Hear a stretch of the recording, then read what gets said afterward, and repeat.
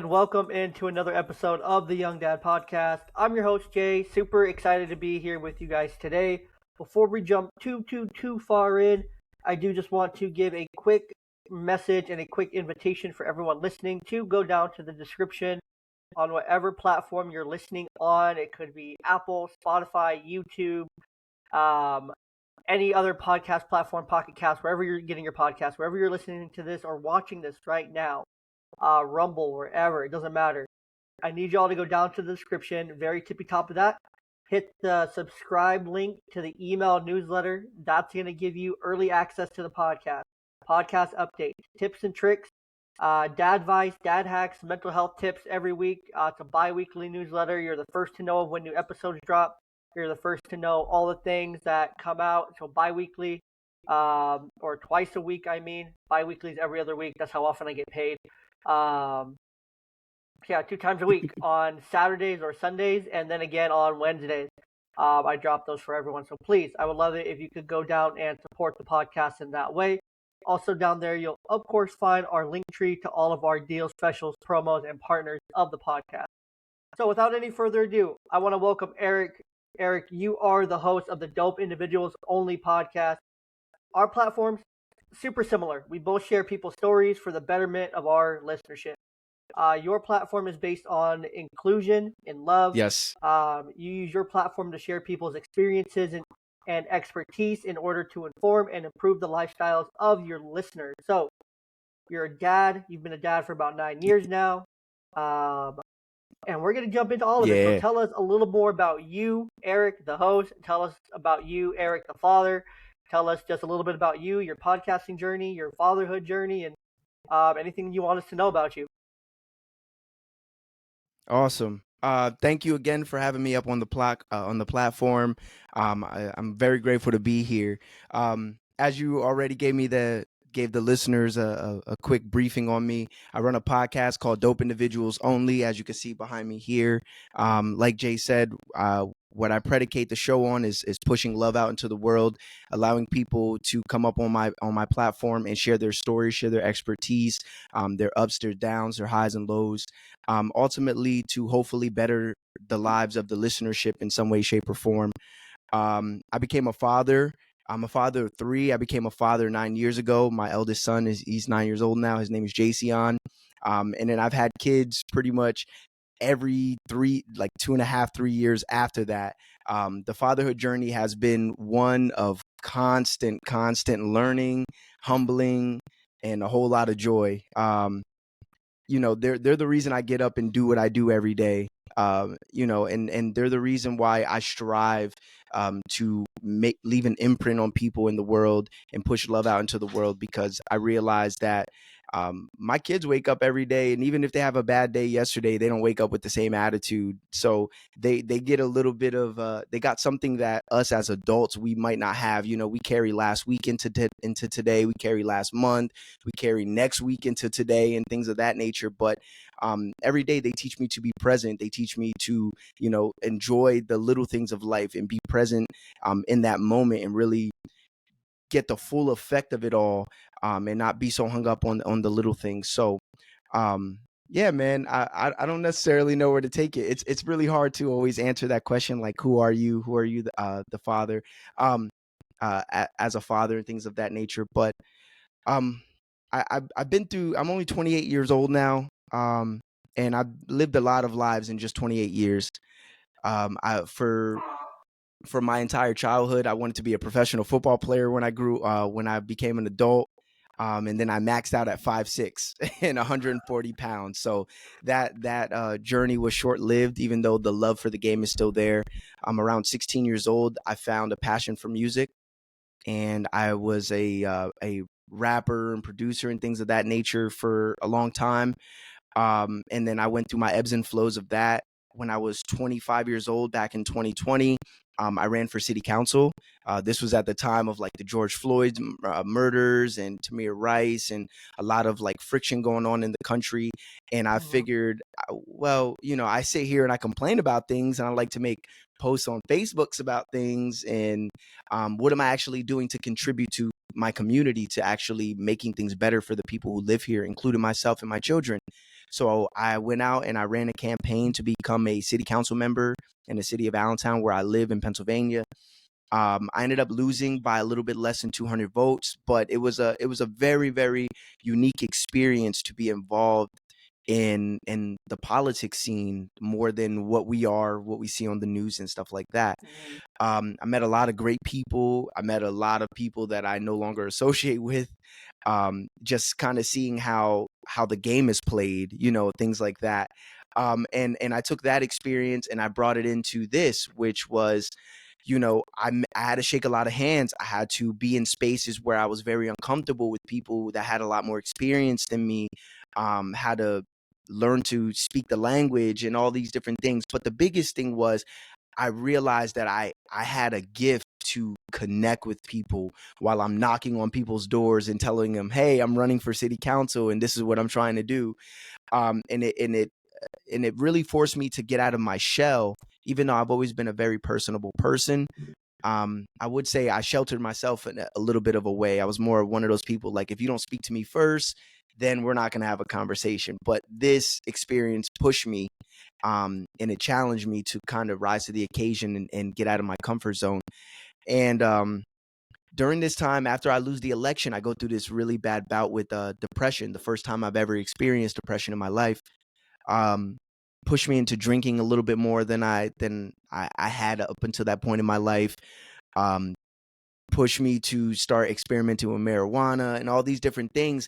And I felt like I was at a crossroads where I didn't really love music the way I once did. The football dream had sailed. I had lost in politics. So everything around me seemed like failure.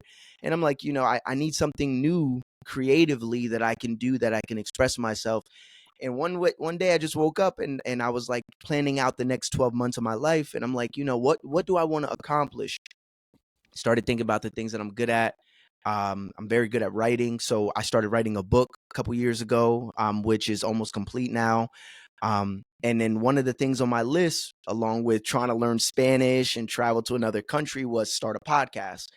And I took my music equipment that I had collecting dust on the shelves in our storage room, and I pulled it all out and I went for it. In a year and about 6 months later, here I am. So a That's little bit of awesome, man. backstory. No, that's awesome, and that's Thank you. so many great things there. And for the listeners that aren't there, Eric, or for the listeners that are only listening audio only, to give them, I think, some important context here to who you are. Not that it matters to me whatsoever, but to the listeners to know that you are African American if they are listening, and that can, I think, can help give some context here, because if you're in that politics space for the first time, like you mentioned, having to learn a new language, having to speak a new language, having to get to know new people, um, I can see Yes. how you may not associate with a lot of those people anymore. How you may not understand Yeah. or work with them anymore. And I'm biracial. I'm mixed. My dad's African American. Um, I know it's the light of the ring Oh light. I wow. promise, that's showing me off the. So why there hasn't been a lot of sun up in Washington the last few months. So um, I'm pasty. Even my I'm- fiance looked at my hands the other day. She's like, "Wow, your hands are getting really light." I'm like, "Thanks. That's exactly what I wanted to hear." it's Um, also winter time. It's also winter yeah, time, so we can cut you some exactly. slack. Everybody gets a Please, because in the summertime, I'm almost the same color as my hair. right? Yeah, no, I get there too. Like I get dark in the wintertime. Or summertime, not winter. I wish the wintertime. Um, too, but yeah, no, Yeah, right. I get dark in the summer. Um, but yeah, no, that's so cool. So that's a lot of things in the last 9 years, man. So you became a dad when you were about 19. So yeah. I am I'm African American and Puerto Rican.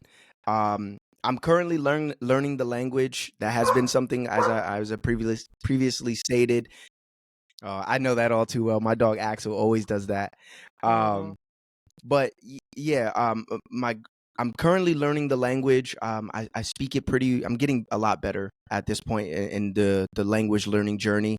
But as far as like speaking the language of Spanish, it died with my grandmother. So, I'm self-teaching at the moment. My wife is Dominican. My children are Black, Puerto Rican, and Dominican. They're a little bit lighter than me. They're like caramel color because my wife is light skinned. Um, but yeah, definitely being in the political space at the time, I was running our campaign. I ran with another girl here at the time. She was only 20 years old. So we were the two of the youngest candidates to ever run in the city of Allentown. I ended up being unsuccessful in the venture. She ended up winning the seat, in which she's actually up for re-election. So the dog barking threw me off. Somebody's excited. He probably just hears something outside. I just moved my desk. Yes, last night I moved it into the living room from the bedroom. Mm-hmm. And now they're out here with me in the morning because I don't want to because my oldest daughter likes to try to sleep in my bed sometimes. So not some, most of the time she's 6, so she sleeps in bed with me. How old is your eldest children? My oldest is 6, my youngest is 3. I only have 2 girls. So I only have the 2. Ooh. So she sleeps in bed. My little one sleeps in her bed. She loves her bed. She doesn't like not sleeping in her bed. That's crazy. Yeah. So she sleeps That's in bed with crazy. me. Typically, so it's like the youngest. it's my oldest one that can't get past it. So we're working on it. But every time I would record, like at this time in the morning, usually it ends up waking her up at some point, and so her like the end of her sleep gets disturbed, and she is not a morning person at all. Like she is the furthest thing from a morning person whatsoever, no matter how much sleep she gets. So it's so fun. Mornings are rough, man. Mornings are rough. They are. I love mornings. I get up and I just start moving, but that's how like my dad is. That's how I am. It's always just been like a get up, get moving, get out the house, and get on with your day kind of thing. Get out the door. Yeah. Yep. My Get up, wife's get like going, get that. going. My wife wakes up 3 o'clock in the morning. She'll go back to sleep for an hour, and she's back up at like 5 o'clock, and she's like, her day has started. Like by the time I'm up and out of bed brushing my teeth, she's already 2 hours into her day. And I'm just like, holy smokes. But she gets that midday crash where she's just like, okay, I need a nap now.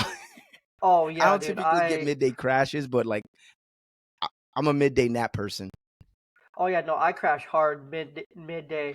Because I work at night. I work a 9 to 5. I work in mental health, so that midday crash hits hard, real hard most days. So Yeah. it's the afternoons are long,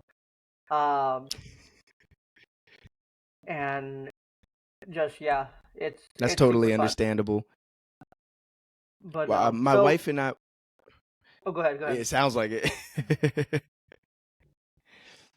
I was gonna say my wife and I, we worked in childcare a couple years ago during 2020. 2020 was a very big year for us. It was a year full of changes, not only for the world and society, but like personally, we went through a lot of growth in that year. Even though it was like in the moment while we're going through it, it was very tough.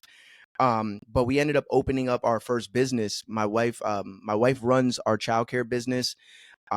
While I'm working on building up the podcast and things like that. But up until I started the podcast, her and I ran the business together and stuff like that. So working with children all day, you know what I mean? I mean, some of them have like mental health issues or like learning deficiencies and things of that nature. So like I totally understand how you're like, I get that midday crash and it's serious because by the time you're dealing with people who need help with everything, yeah, it can be exhausting. 100%.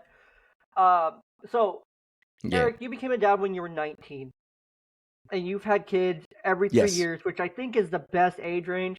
Best case, 2.5, 3 years, because then that one's out of diapers, and then you start diapers on the new one. Next, at least for me, that was my experience between the two. Was my oldest was out of diapers, and then my youngest is out of diapers now. So now it's time for me and my fiance to start up on the next. Um, we're talking about it. Been divorced, so we're getting married here Oh, soon. you And guys are going for a third? well, it would be her first and my third. It would be her Okay, first, okay, okay. my That makes third, because sense. I'm divorced from my oldest kid's mother, my two kids' mothers. We've been divorced for about 3 years now, and her and I have been together for the last year-ish. We're getting married here soon, and so yeah, we're talking about it. We're both getting close to 30, so she just turned 29. I turned 29 next month, so uh, both getting up there. We don't want to hit that biological Okay. curve of 30, so Everything, exactly yeah, that 30. everything gets harder after you hit 30. I know, and it's like crazy because like the more and more I talk about it with like people on the podcast, like I've talked to some doctors and physical therapists and people who know their biology, their science, their mechanics, their kinesiology, their anatomy and physiology. Like these people like know this stuff. They get paid thousands of dollars to know this stuff. Yeah. And I talk about it with them, and I'm just like, I'm low key scared to turn 30 because I feel like my system just starts to like fail, even though realistically it doesn't. Like I feel like that's what's about to happen when I turn 30. It's like all of a sudden I wake up and I'm 30, and I have a kidney going out, I have half a liver going out, half of my intestine, like everything, just half of me just starts to go out at like the day you turn Just 30. That's fall apart. I am convinced. I am convinced at this point.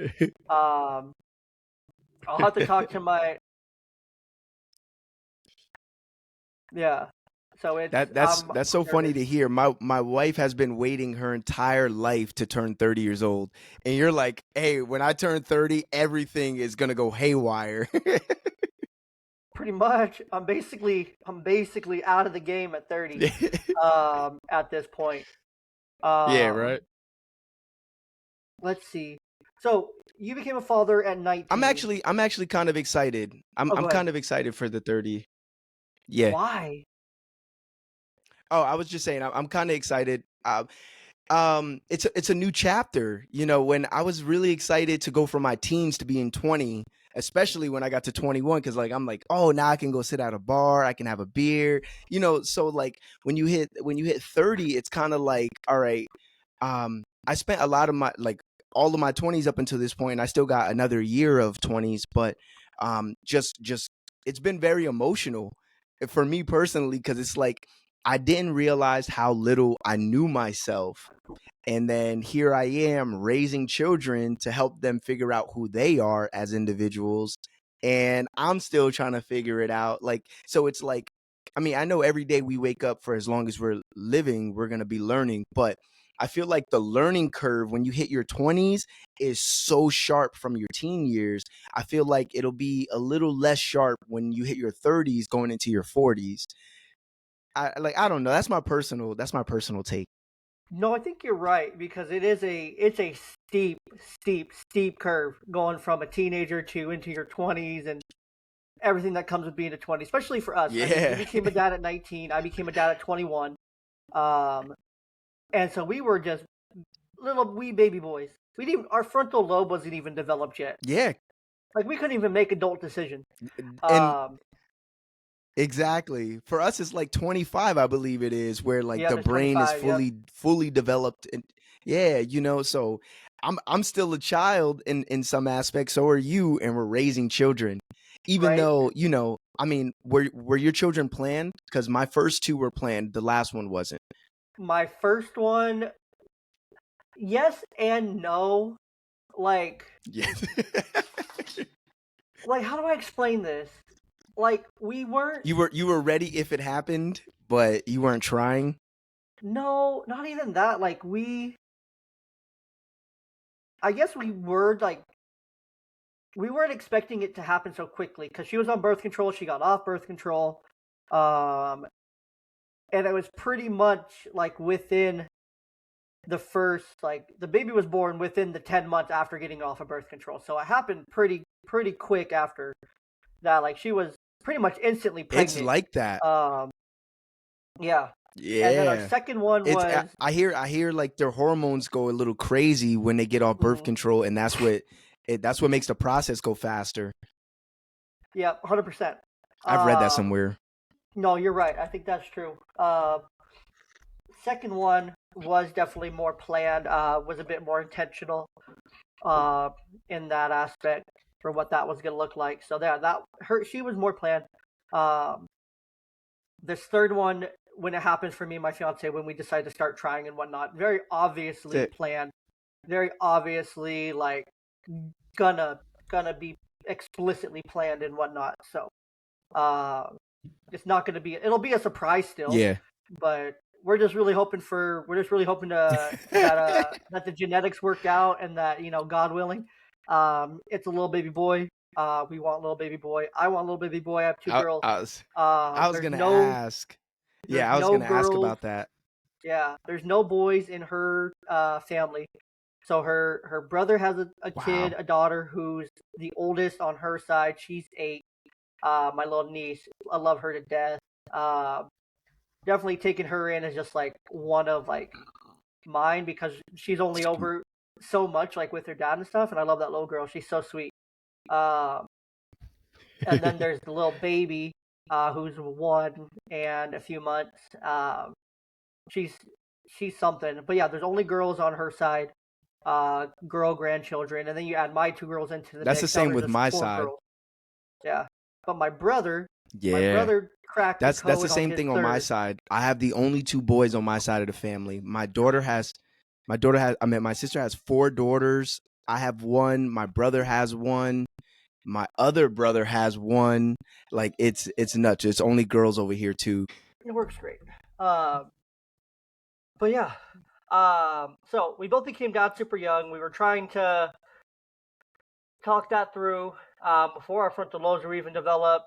Our kids, an unexpected surprise there. Big surprise. Age, pretty much, right? Yeah.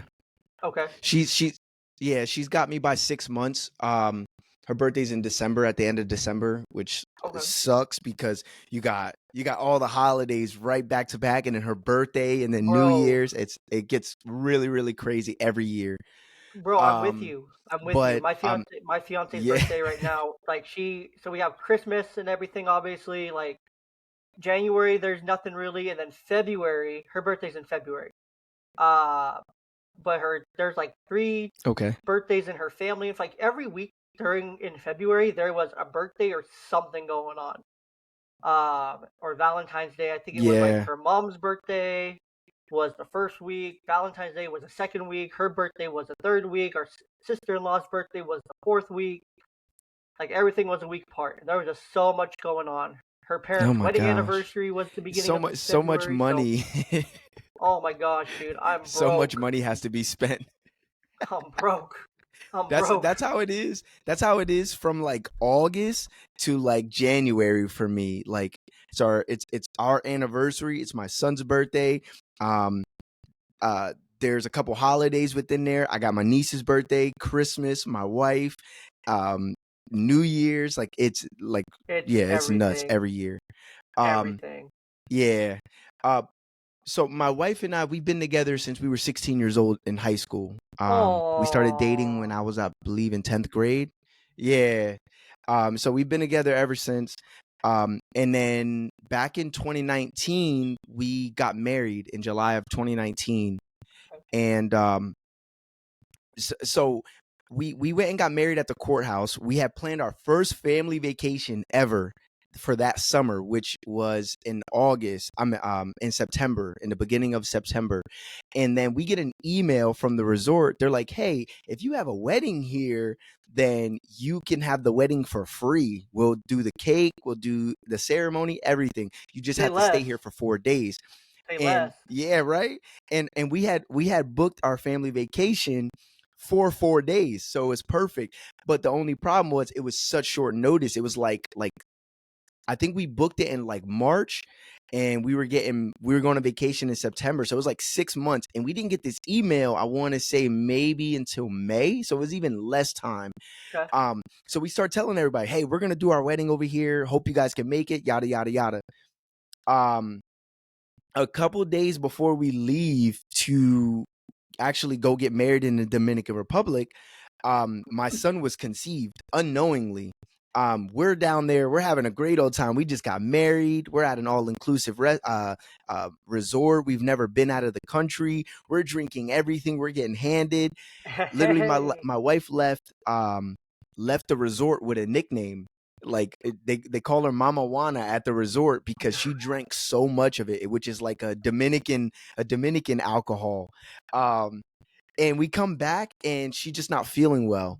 And we're like, okay, well, let's go see if, let's go get tested. And it comes out that she is. Now, prior to finding out she was pregnant, this is not one of my best moments, but I think like a year before we had a conversation, and I was like trying to get a vasectomy. I knew I didn't want no more kids. I had a son, I had a daughter, and I wanted to enjoy my life. I wanted to be able to enjoy our lives.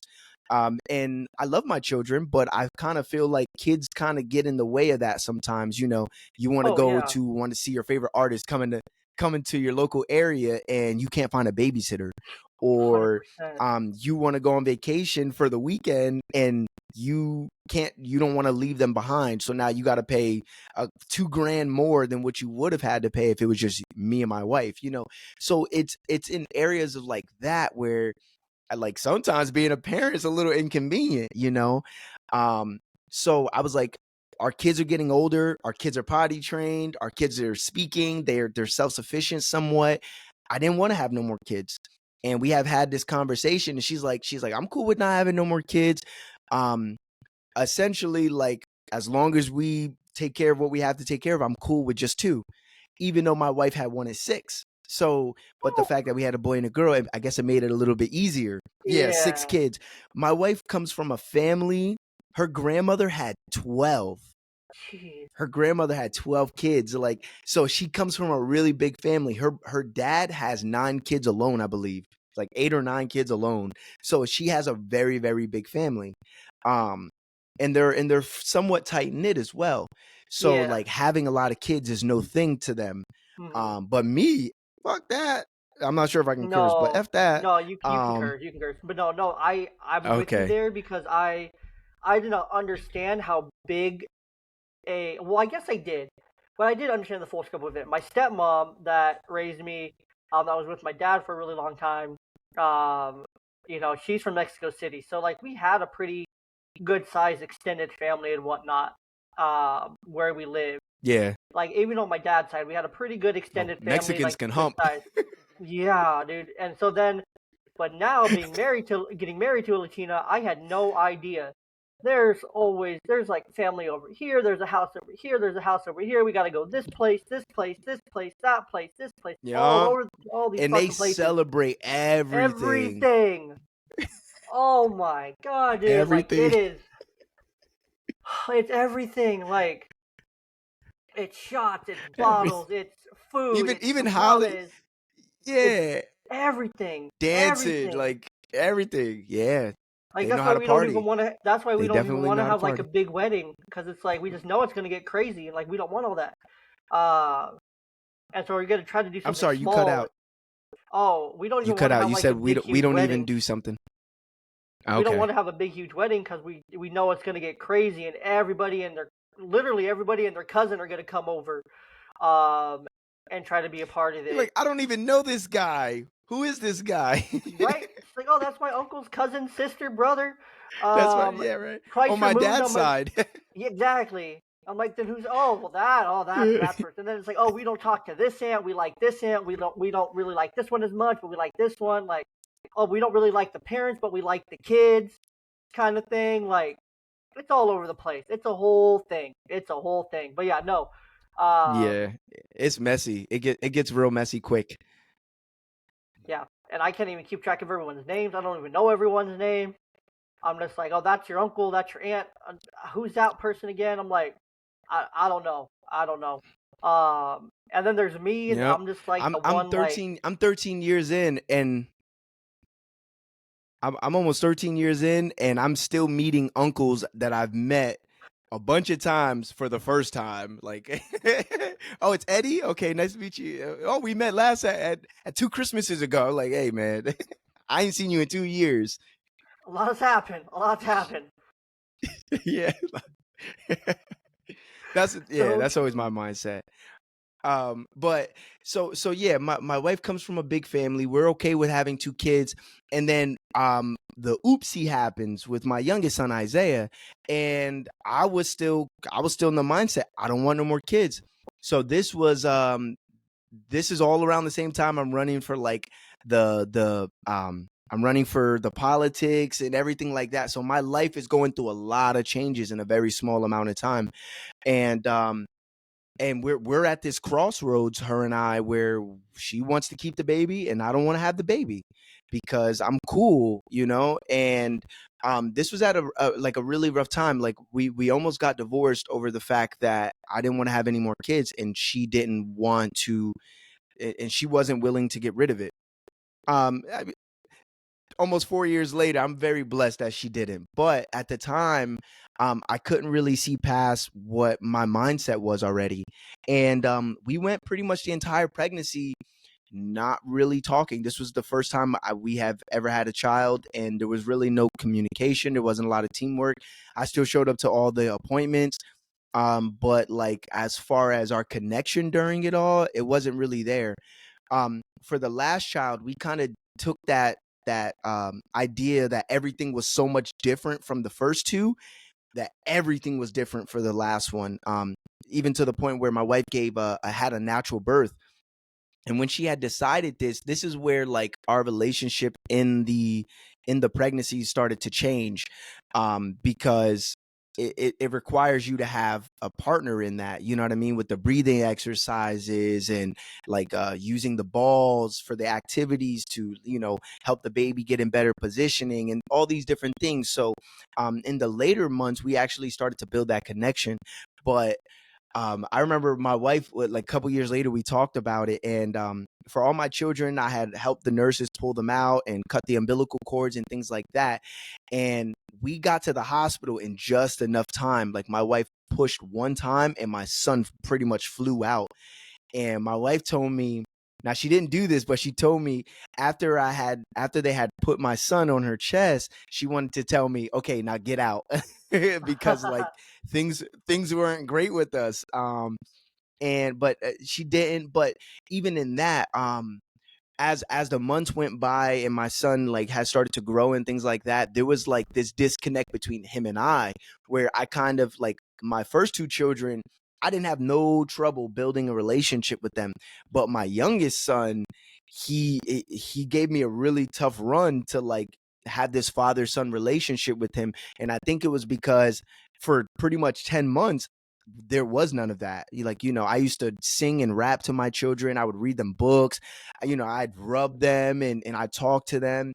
And for the youngest, I didn't really do any of these things. So there was I kind of feel like there was like a little unfamiliarity between him and I, because the way him and his myself and my wife's relationship was during his pregnancy.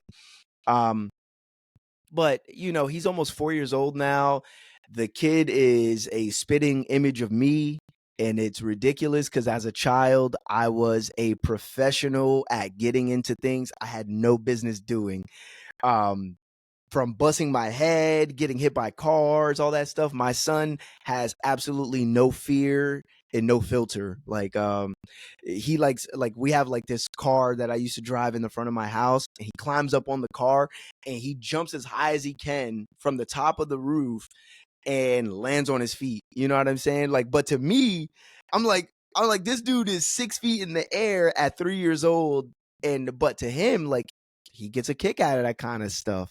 So like a spitting image of me as a child, because I used to do that. I used to like, you know, climb up 8 steps and jump from 8 steps just to do it just for shits and giggles, you know, and that's the type of child he is. So I think the more time that went by, the better things have gotten as far as like him and I, our relationship and things like that. I forget how we even got here. You asked a question.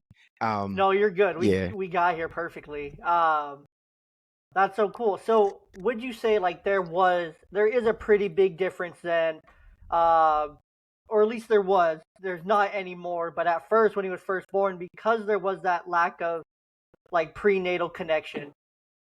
Uh, between you and your wife, and you didn't really get to bond with him while he was in utero, more or less. Do you feel like that impacted y'all's Yeah, relationship now, like years out, or do you feel like it's kind of been gotten past it now, or there's still struggles, or there's still some things there? no, there's we can have those conversations without having like our emotions get in the mix of it. There is Okay. certain times, right? Like because for like my son, I didn't grow up with a dad. My mother raised myself, my little brother, and my sister. And my sister had a very huge role in our lives as far as from going from like teenagers to young adulthood. My mom worked a lot. There was times she worked 3 jobs just to keep the lights on. I would leave out for school. She'd kiss me bye to school, and I wouldn't see her again until 1:30 in the morning when she got home from her last shift at McDonald's. Like it was stuff like that. And my sister would be pretty much our caretaker from the time we got out of school up until the moment my mom walked in the door. So there was a lot of scenarios like that. So as we had previously talked about, when I had my first son Jason, um, it was a lot of a child learning to be a man and also raise a boy into a man. And then I had Elizabeth, which is my middle child. She's 6, and she kind of and like for my son, I was very immature, but I was very fun and loving for him as a little boy. And then my daughter comes around, and then she turns me into this big ball of mush. And then my son's getting a little bit older, and then he realizes that he might be able to like get over on me on some things, you know what I mean? Because like the way that I am at this time in my life. And then my youngest son Isaiah comes in the picture about 3 years later, and he turns me, and because of what I endured in this time, I turn into like very like rough in a way where it's like I don't know. I have like this over sense of responsibility, and it's like I want to do all the things that I didn't have, and I want to do all the things I didn't get from my father as a child. But then there's moments where like my wife would like essentially tell me like I was turning out, like I was being a little bit rigid in certain situations. Like I don't have to be as hard for him throwing a ball in the house than what I did or something like that. And there will be instances like that where it's like, hey, you don't got to do all that. And so it's still like a balancing act. And I don't think I'm too rough. But sometimes I guess she sees it another way, but like I know I have this huge responsibility. I'm raising 3 children, and I'm raising 3 children in a world that might not love them. I'm raising 3 children in a world that might not respect them just because they're a person and they're deserving of respect. I'm raising 3 children where their pigment might have something to do with the opportunities and spaces they can get into. So I do everything I can in my power to prepare them for the world that I've been here to experience, and one that I'm a little bit more cognitive of than they are. Um, and even to some degree that my wife doesn't even really understand, because her background is totally different from mine. And so there's a little bit of that goes into it. But I would say overall, I have an excellent relationship with my children. Like I they, they're one of the only reasons I'm still connected to my childhood in some aspect, and I'm not just this ball of rigidness, because I've been through a lot in my life that if I wanted to quit and just say this is the way I'm going to be, I think it would be justified in many aspects.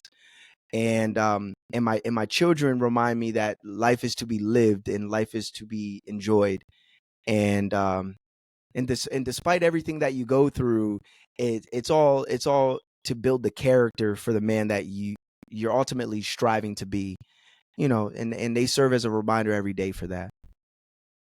Man, that was beautiful, man. I'm gonna record that. I'm gonna listen to that part back and back and back and back, because it's so true. Everything you said there was just so true. You're raising 3 kids who, unfortunately, reality is, unless things drastically change in the next 8 to 12 years, there may be limits to opportunity. There may be just hate because of the way they look. racism is a very real thing in our country. It's not gone. Slavery might have ended Yeah. so long ago. We might have had Brown versus the board. We may have had all these significant racial victories throughout time. But even today, our society still very much feels the effects of the post World War II de jure segregation in this country, the legal segregation of African Americans and whites post World War II. During the economic boom, during the industrialization of like big cities like San Francisco and the auto boom and everything that was happening in the 40s and 50s and 60s, um, we still feel those effects of it today, very, very much so. It's very prevalent. Um, Yeah. it's very I prevalent even I in. even take it a step further. When you look at our classrooms as far as just education goes, and you look at public schools, about who's being served in these public schools, and I shouldn't even say who's being served, who's being underserved in these public Hmm. schools, and a lot of the time it's black and brown kids. And Hmm. then you look at privatized education, and you look at the statistics of that, and what the private education sector does as far as success opposed to public education and the student's success, 10, 15, 20 years down the line. There's still a huge discrepancy. Not only that, like what these kids are actually being taught so that way they can live a fruitful life, totally different.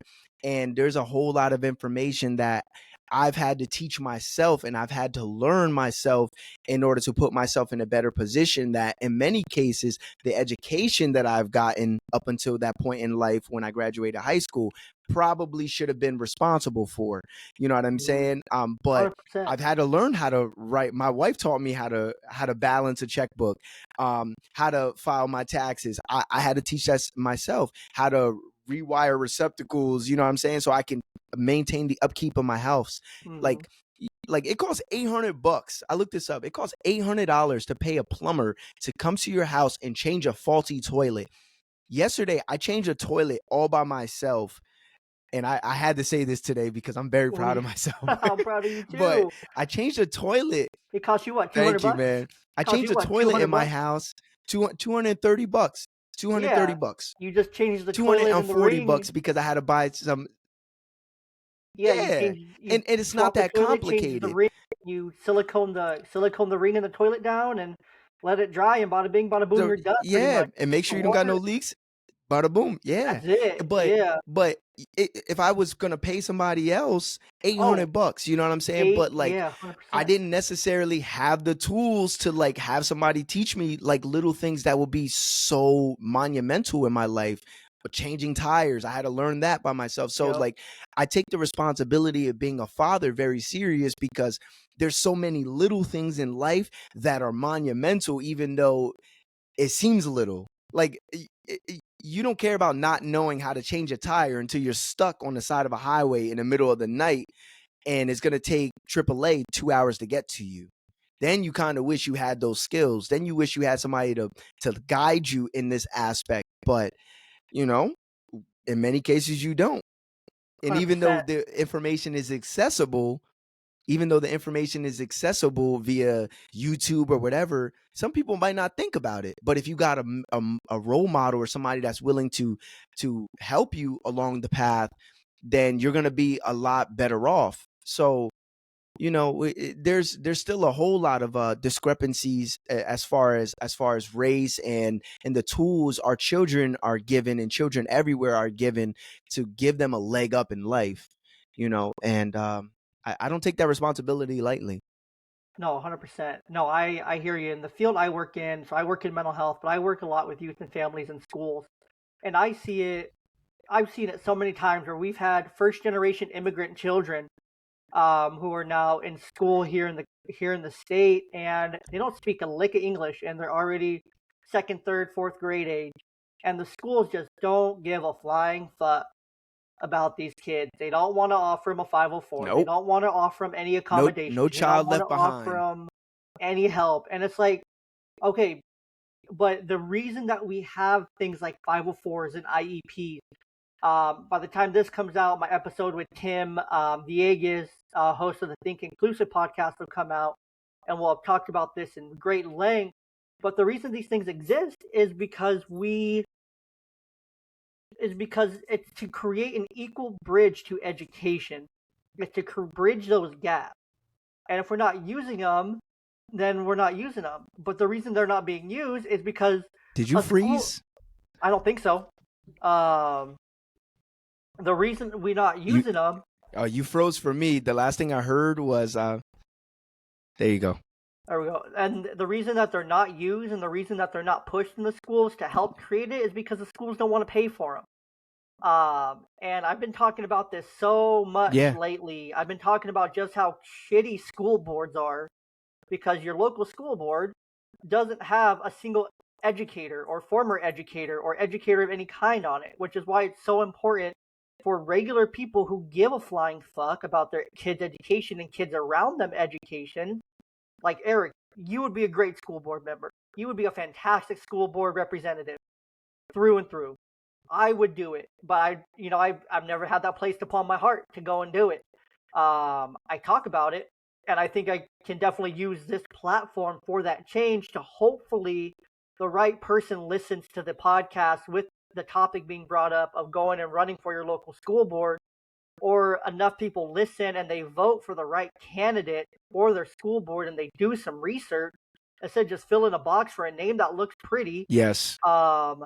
Or a name that aligns with their party. It's okay to break party alignment. At the local level, party alignments don't matter whatsoever. It's because they have to. Literally pick the best candidate. Do your research I say and that pick same the person thing. that matters the most to you. That is going to have the most impact on your community. It doesn't matter. These are the people. Yes. Yes.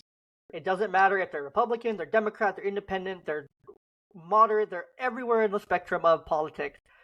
If they are the right person for the job and they want to do the job, most importantly, they want to do it, then let them do it. Get them in there. Get them in there. If it's a Christian, if it's a Christian, I totally agree. Good values and everything, I don't give a crap about all his other, traits and characteristics. I think he's going to do a great job. I think he's going to be high value and high character to this position locally. He's going to make an impact on our community. Versus, I know that lady, she's getting paid off by the hospital, which then, or her campaign is being funded by the local hospital kind of thing, or a local thing. No, give me the guy that's local to my community. Give me the guy that's being, supported by the food trucks, by the local businesses, by the community, by just my neighbors. Give me that guy, or that woman. Give me that person 100 times over than the person that's just out there campaigning and having signs put up on their name because they have money or funding or a trust fund or something to get into it, because they're trying to get in now so they can work their way up for political gain. No, give me the local dude. 100%. That's the big thing. That's how school boards are today. That's how school boards are today. They're like used as stepping stones. I just had the youngest city council, the youngest school board member in the entire state of Pennsylvania. She might even be in on the whole East Coast. They're trying to figure that out now. But she's the youngest school board member of all time in Pennsylvania. She was on my podcast. Her episode might be dropping tonight if I can't get the episode that's supposed to drop tonight all completed. But I had her on the podcast and we were talking about this and like how some of these people are just like really out of touch with what's actually going on and how to properly serve the community that they work in and that they work for. Some of them, like they'll be like, when they're going up for re-election, I've been a school board member for 8 years. This is going to be my 4th term. And then you look at the schools in the district and they're underfunded. We can't hold on to principals. The superintendent keeps leaving. The student to teacher ratio is 1-35. Like, you don't need to be on school board any longer because things are dire right now. And the only thing you're gloating about is the fact that you've been here for 8 years. Where's the progress in 8 years is what I'm curious about. So yeah. I totally agree with you. Get out there, make sure that you're looking into these people, you're talking to them, you're making sure that they're involved, that they live here in the community, that they want to serve. I think all those things are super important to make sure that we're really trying to help our children and our neighbors' children, and et cetera. 100%. Call them, email them, conversate with them, find them on Facebook, Instagram, Twitter, Threads, Yes. True Social, Rumble, YouTube. Find them, find their social media, contact them, Yes. talk to them. Be like, hey, I know you're running for local election. What sets you apart? What should I know about you? What street do you live on? How long have you lived here? Because I mean, San Francisco is a great example of this. Yeah. Unfortunately, they just elected someone from, and this was like a big news article. We're recording this in March. This may come out in a couple months. Who knows when? I haven't decided. Got that far yet. But San Francisco recently elected a woman from China who has been in the United States for, I think, 3 years. So she's not a citizen. She's not a citizen of the United States. She's a Chinese immigrant. And I'm not trying to say anything bad about that because I know plenty of people from Asian American, fantastic people. But she's from China in politics, and her position that she's holding in San Francisco has to do primarily with voting, vote counting, and voting regulation. Tell me how that makes sense for one of the single most important things in our country to have someone who's not from here, who's been here for only a handful of years maybe, is in that position to begin with. It doesn't make any sense to me. I don't like it. Yeah. I don't support it. Like, great, I I'm agree. glad you're getting opportunity, but there has to be a different job in the city for you to do. There has to be something else for you to do here. This cannot be your position. You cannot be any kind of elected What's the official. position again? It's something with like the voting and like voting regulations and like making sure the votes go processed well and all that stuff. So it's a pretty big deal position. She's the first ever like non-US citizen to get one of these positions. Call me a conspiracy theorist, call me right wing, call me whatever you want. But just the fact that it's someone, and I don't care if it was a man or a woman from China in this position that's not a US citizen, like that to me just raises some red flags. We had the whole AT&T outage yesterday on Super Tuesday. Sleeper agent. Exactly.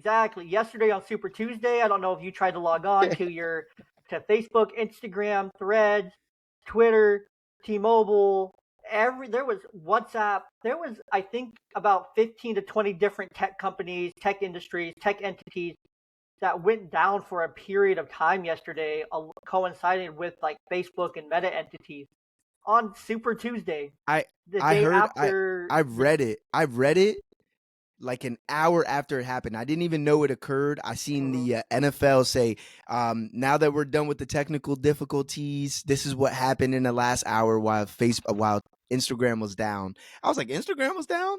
But yeah. No, it was a whole That's thing. crazy. And it was so peculiar. I listened to Patrick David Best. I listened to the President's Daily Brief, or Patrick Best, or I listened to the President's Daily Brief, and I listened to the PVD podcast. Patrick David Best, yeah, whatever. And what they were saying, because they were recording it live while it was happening, their podcast while it was happening. And they looked up a list, and it was so many companies, and it was literally within 24 hours, almost exactly 24 hours after the Supreme Court's decision on the balloting and who can be on the ballot, that unanimous decision that no, this can't happen.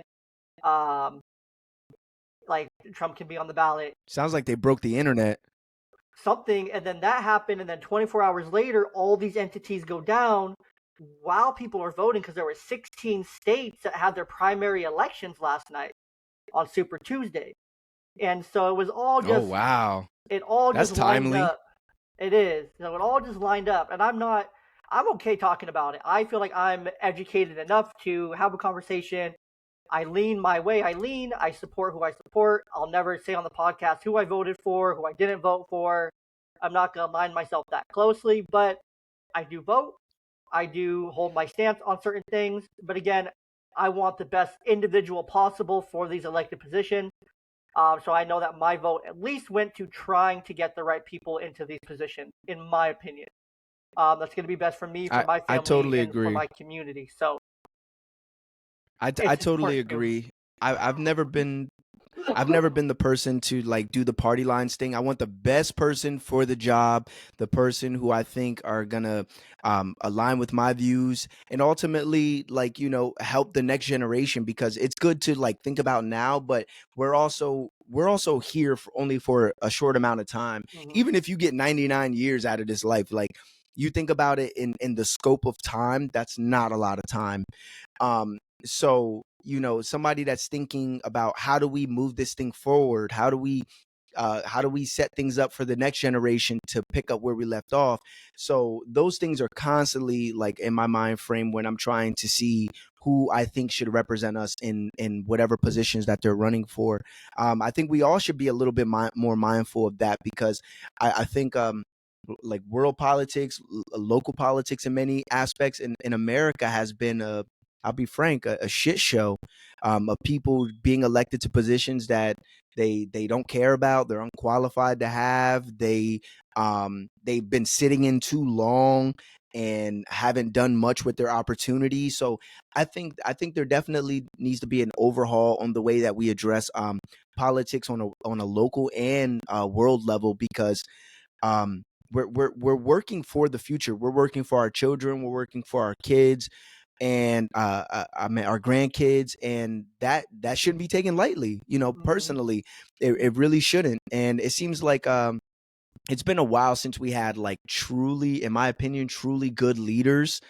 And I can only speak for my city, as far as city, but even like on a world stage, it seems like it's been quite a while since we had some good leaders where we're like, you know what, I like the things that they're implementing and things of that nature. And even if we do have a good leader, do we have good people like that work under them in the Senate or Congress? Hmm. So even in that, like it's a constant battle of us just trying to make sure we're getting the right people to represent and share in our values and our beliefs and our direction that we're going in. So 100%. yeah. 100%. It's so important. All right, let's wrap up. Let's get wrapped here. Before I ask you the ending question, I do just want to give a quick, if it loads, maybe it's not going to load. I want to give a quick shout out to today's sponsor of the podcast, the June app. That's Joon. If you haven't heard me talk about June yet, well, you probably haven't been listening to the podcast all the way through. Um, the June app helps you drive positive behavior change. If your child is struggling with behavior, habits, or routines while at school or at home, well, June might be worth a look. This new revolutionary app combines a video game that kids love with important tasks and habits that you want them to practice daily. You want them to get better at cleaning their room? Make it a task. You want them to be more involved with household chores? Make it a task. You want them to get up out of bed and make you your morning coffee? Make it a task. If you want them to put their shoes away, clean up their stuff when they get home from school so they're not leaving a mess anywhere, make it a task. If you want them to help with dinner once a week, make it a task. If you want them to help with chores on the weekends and give them some motivation to do it, make it a task. Anything you can think of, you can make into a task on the June app. My kids love it. They have so many different tasks, ranging from just putting their shoes away to packing their backpack in the morning to going to sleep on time to brushing their teeth, all the little things that I want them doing every single day. They have a task, they have an incentive, and they get rewarded within the game. They get screen time and they get to play the game and they get to take care of their pets and earn new pets and buy things with their coins and all the things that is super fun for them. I love it so much. Give the app a try for free and use my code YNGDAD to earn 25% off your subscription price. See why over 500,000 families and over 1,000 therapists, myself included in both those numbers, are recommending June. That's Joon. And visit joonapp.io/youngdad to learn more. And again, you can find that link, the code, down in the description of the episode and in our link tree right below our email subscription sign up as well. So, Eric, last question here. If What's one piece of advice that you would give to a dad that you know is struggling, that just needs to pick me up, that's really going through it? What's something you would say to him to help, kind of start getting him out of that place a little bit? Can you ask the question again? You cut out. You said, "What's one piece of advice you would give to?" And then that's all I heard. One piece of advice that you would give to a dad who's like struggling, who's going through it, that just needs, a pick me up. That's really dark, really down, and Um, One of the things that helped me immensely when I was going through that my first bout with depression was I was trying to figure out how I can get to the root of where a lot of the way that I was feeling was stemming from. At the time, my wife had suggested journaling. And as I said, I've done music. I've always enjoyed writing papers when I was in school, and I've always had like this gift to put words together. So journaling actually came pretty easily, and it was the one place where I could say my most inner feelings, and nobody would give me what their opinions on it, how they felt about it. I didn't need anybody's validation for the way that I was feeling, and ultimately, it allowed me to actually reread and process the way that I was feeling, to start to peel back some of the layers and comb through the things that I was feeling at the moment. And then the other thing I would say is your kids are vehicles of happiness. They are living, breathing instruments of joy. There's another, even after a very long day of work and it could have been stressful, when I get to come home and my kids want to like play fight and they want to wrestle or something, um honestly, I could have a great day, I could have a crappy day, and that's probably going to be the best 20 minutes of my entire day is being able to interact with them, play with them, and share that moment of joy with them. So, spend some time with your kids, pry into their lives, into their heads, see why they think the way they think, and why they wake up every morning and they're not worried about yesterday, unlike us.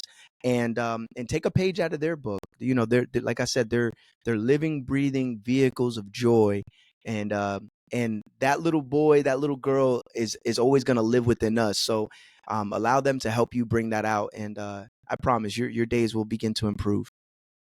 I love that. All right, Eric, tell the people where they can find you, find more of your podcast, more about you, connect with you further, and all that good stuff. Give yourself a nice little plug here at the end. Awesome, awesome. I want to say thank you again. Thank you for having me up here on the podcast. A great conversation. I love what you're doing. I love how you're out there being a voice for people just like you and I, having children young and learning to navigate the world of being the world of parenthood. So thank you. I appreciate it for real. You can find me at Dope Individuals Only. This is my logo here. You can find me on Instagram and TikTok at Dope Individuals Pod. You can follow me on, subscribe to the YouTube page, Dope Individuals Only Podcast. You can listen to me anywhere where podcasts are found, at Dope Individuals Only Podcast. Again, I'm Eric, the host. That's what I go by. I want to thank you guys. If you guys are going to come out and check out the podcast, please leave a comment. Let me know where you're coming from, where you found me at. And I respond to all the comments. So feel free to jump in the conversation. That's what these conversations are all about. Whether you agree, you disagree, it doesn't really matter. I just want to talk to people, and I want to give people a platform to voice their opinions and have some open dialogue. That's one thing I don't think we do enough of, is talk to each other. And I'm happy to be that person to start the conversations. Love that. It's so.